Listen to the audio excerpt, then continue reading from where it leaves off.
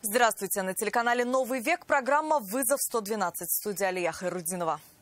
И сегодня мы покажем, как молодой человек в торговом центре набил свой рюкзак чужими вещами и убежал. Для установления всех обстоятельств на место происшествия выехали сотрудники следственно-оперативной группы. Его не догнали, но от ответственности это не спасло. Расскажем о гибели людей в страшных пожарах. 3 человека сгорели в Чистопольском районе, 1 в Альметьевске. А также ГИБДД в борьбе за тишину. Где-то трубу взял, парень, присобачил, сейчас ездит, он тут рассказывает. Замер уровня шума выхлопных систем автомобилей. Это и не только прямо сейчас. Понадеялся на свои быстрые ноги молодой человек, который в одном из торговых центров Казани положил одежду и обувь себе в рюкзак и попытался просто выйти, не заплатив. А когда охранник попросил его остановиться, пустился на утек. И ведь убежал, его не догнали. Момент кражи был зафиксирован камерой наблюдения. Съемки посмотрел Салават Мухаммадулин. Они думали, что их никто не видит, но прямо на это место, где они засовывали одежду себе в рюкзак, была направлена видеокамера. Выбирали тщательно, утрамбовывали основательно. К тем, у кого в руках ничего не было, у охранника вопросов не возникло. А вот молодой человек с пухлым рюкзаком привлек к себе внимание секьюрити. Его попросили остановиться, но он пустился на утек. И ведь убежал, его не догнали. Позднее сотрудники магазина подсчитали ущерб, чуть больше 10 тысяч рублей, и обратились в полицию. Для установления всех обстоятельств на место происшествия выехали сотрудники следственно-оперативной группы, которые опросили потерпевшую сторону, очевидцев и изъяли записи с камер видеонаблюдения. По данному факту возбуждено уголовное дело по статье «Грабеж». Полицейские установили личность подозреваемого. Им оказался ранее судимый житель Республики Чувашия. Молодой человек сознался содеянным и сообщил, что продал похищенные вещи. В Чебоксарах его и задержали. Быстрые ноги не спасли от ответственности за хищение чужого имущества. На время следствия ему избрана мера пресечения в виде подписки о невыезде. Салават Мухаммадулин, «Вызов 112». 21-летнюю жительницу Челябинска задержали за кражу в общей сложности 26 тысяч рублей у 2 женщин в Татарстане. С заявлением о преступлении они обратились еще в декабре 2019 года. Денег они лишились, продавая детские вещи на одном из сайтов бесплатных объявлений. К ним обратилась подозреваемая и, получив доступ к банковским картам, похитила деньги. У одной пострадавшей 10 тысяч рублей, у другой 16. 17 августа текущего года 21-летняя жительница города Челябинска была задержана по месту своего жительства. Женщина призналась в совершенных преступлениях. Похищенные денежные средства были возвращены потерпевшим. 3 человека погибли в огне в селе Чистопольские Выселки. Там полностью сгорел частный деревянный одноэтажный дом.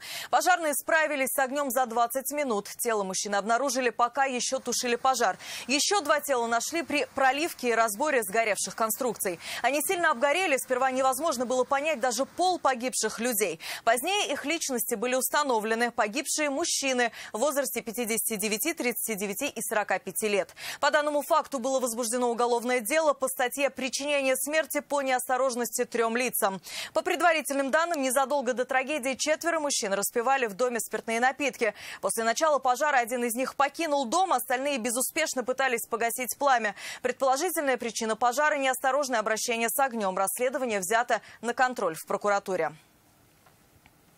1 человек погиб в огне сегодня днем в Альметьевске. Огонь вспыхнул в квартире одного из домов на улице Белоглазова. Площадь пожара составила 40 квадратных метров. Через 20 минут после сообщения о возгорании пожарные нашли тело погибшего 56-летнего мужчины. Повреждения получили еще 4 квартиры. Уголовное дело возбуждено по статье «Причинение смерти по неосторожности». Сейчас устанавливаются причины пожара. Глава надзорного ведомства республики поручил прокурору Альметьевска провести проверку по факту пожара в многоквартирном доме. Надзорное ведомство проконтролирует действия местных властей в условиях чрезвычайного происшествия, в том числе обеспечение населения временным жильем, ликвидацию последствий, организацию ремонта пострадавших помещений в многоквартирном доме. 20-летний водитель Форда «Фокус» пострадал в результате столкновения с «Фольксвагеном Поло» на улице Аграрная. Оба автомобиля ехали в одном направлении, пока водитель «Фольксвагена», за рулем которого сидел 23-летний молодой человек, не решил развернуться. Что из этого вышло, расскажет Алсу Ахмедзянова. Помимо автоинспекторов на место ДТП приехала и скорая. Госпитализация понадобилась водителю Форда. Мужчина, по рассказам очевидцев, чувствовал себя неважно. Состояние удовлетворительное. Как говорят, человек черепно-мозговая травма была. Что-то такое было. Еще не подтверждено. В больницу пострадавшего диагностировали сотрясение головного мозга и растяжение шейного отдела позвоночника. Автоинспекторы выяснили, что он и водитель Volkswagen Polo двигались в одном направлении по улице Аграрная со стороны Космонавтов в сторону улицы Жиганова. По предварительным данным, таксист хотел развернуться через двойную сплошную, но затем передумал и вывернул руль вправо, после чего и произошло столкновение. Я ничего говорить не буду. Вы признаете вину свою? Да, нет. ГИБДД разрешит, да. Автоинспекторы посчитали, что правило нарушил таксист. По предварительным выводам, именно он не выбрал безопасный боковой интервал до Форда. Алсух Медянова, Айрат Назипов, Наиль Абдулин. Вызов 112. 6-месячная девочка попала в реанимацию из-за невнимательности водителя «Лады» 14 модели. Сегодня в селе Русский Акташ Альметьевского района 35-летняя женщина остановилась, вышла из машины, но при этом не поставила ее на ручной тормоз. Автомобиль покатился назад, сбил коляску с ребенком и врезался в забор. Пострадавшую девочку с различными травмами госпитализировали в реанимационное отделение. Сотрудники автоинспекции помогли родителям 3-месячной девочки довести ее до больницы. Тем самым, возможно, спасли ее жизнь и сохранили здоровье. Ребенку, как рассказала мама девочки, вдруг стало плохо. Она не хочет показывать своего лица. Врачей, говорит, вызвали, но смотреть на страдания дочери сил не было. Решили сами ее отвезти в ДРКБ. Она начала бледнеть, ей стало плохо. На тот момент мы с супругом растерялись, было очень страшно. И мы даже не знали, куда нам поехать, к кому обратиться. В этот момент по пути мы встретили сотрудников ДПС. В результате в сопровождении автоинспекторов путь до клиники занял минут 10, и врачи своевременно оказали ребенку всю необходимую помощь. В настоящее время жизни и здоровью девочки ничего не угрожает.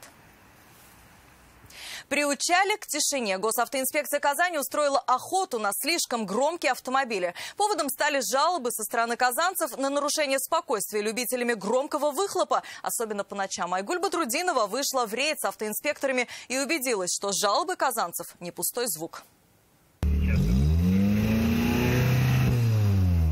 Как много в этом звуке неприятного для законопослушных жителей Казани, уверены автоинспекторы. Обращений по поводу слишком громких транспортных средств, говорят, поступает все больше. Это и стало поводом для массовой проверки. Вооружившись шумомером, искали тех, кто самовольно внес изменения в конструкцию транспортного средства. Например, установил прямоточный глушитель. С конвейеров такие машины, как правило, не сходят. Нормально. Водителю «Лады» повезло. Прибор показал, что выхлопная система его автомобиля издает звук в 94 децибела.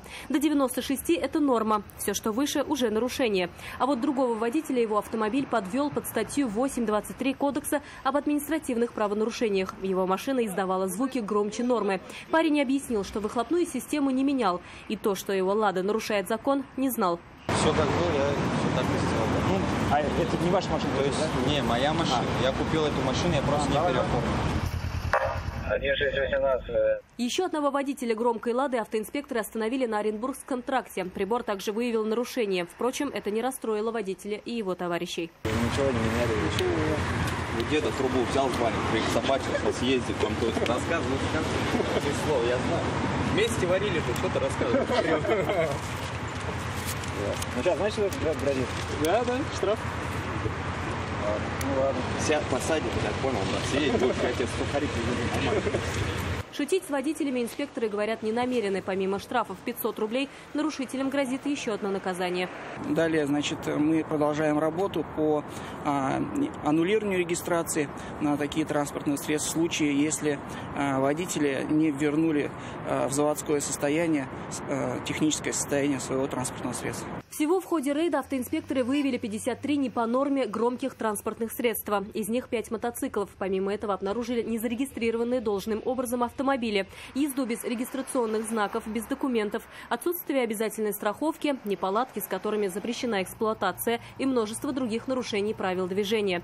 Всего же за 9 месяцев этого года на территории республики за превышение шума автоинспекторы привлекли к ответственности 513 водителей. Айгуль Бадрудинова, Айрат Назипов, Наиль Абдулин. Вызов 112. Это все, о чем мы успели вам рассказать. В студии была Алия Хайрудинова. Увидимся и не бросайте вызов судьбе. Вдруг она его примет.